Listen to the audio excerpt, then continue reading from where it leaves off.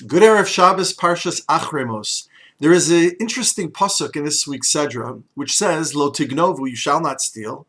Lo tichachashu, you shall not deal deceitfully with people. Lo tishakru, tichachashu, to deal deceitfully, literally means to deny a claim that is made against you. I owe you money, I owe you in some context of borrowing or damages, whatever it might be. I deny a claim that you make against me. So lo tignovu is not to steal. Lo tichachashu is not to act deceitfully. Lo tishakru means do not lie. And lo tishakru ish ba'amito is only preceded by the beginning of the next pasuk. Lo tishav'u b'shmi l'shaker. Do not swear falsely. So we have here 4 different prohibitions about dealing deceitfully or dishonorably. Lo tignovu, don't steal. Lo tichachashu, don't deny claims. Lo tishakru, don't lie. V'lo tishav'u b'shmi l'shaker, do not swear falsely. The Talmud, the Medrash, cited in Rashi, tells us that there is an order here to the juxtaposition of these 4 prohibitions. Says Rashi, Im ganavta, if you steal, sovcha lechachesh, you will end up denying.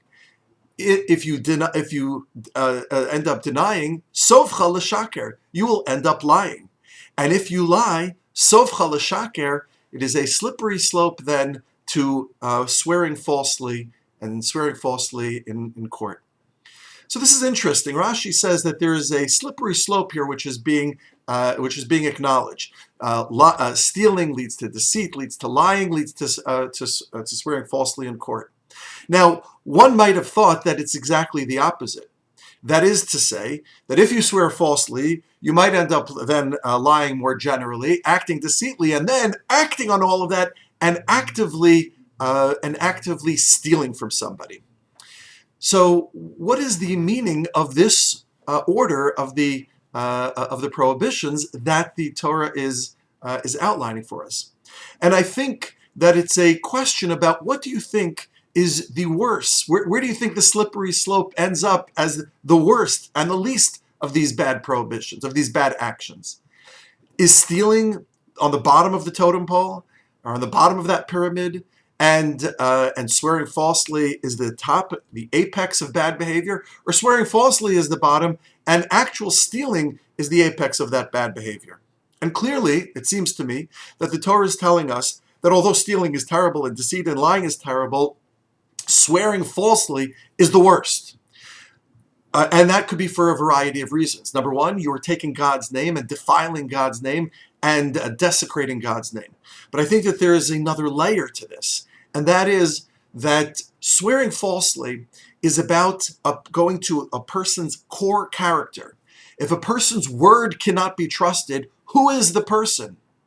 This is not just about an action that I stole, or even that I denied a claim, or even that I lied. All those are terrible, but those are discrete activities. Lo sishavu b'shmi l'shaker, to swear falsely, certainly swearing falsely in God's name, goes to the essential core of who I am. I am not to be trusted. I am not a man of my word. And if a person's word cannot be trusted, what is the person at all?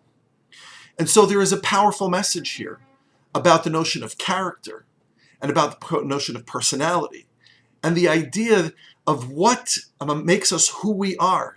Actions can always be reversed, but to reverse my entire personality, that is, it can be done, but it takes a lot. It takes a lot more.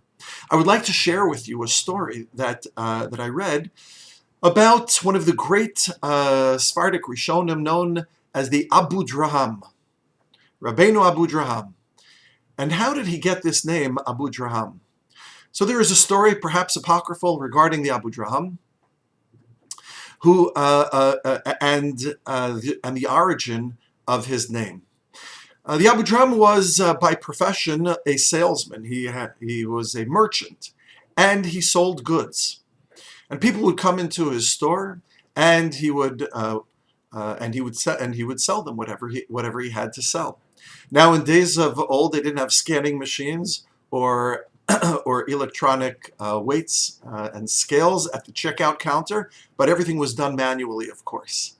And in order to weigh out whatever you were selling to your customer, you had to weigh it out on the spot.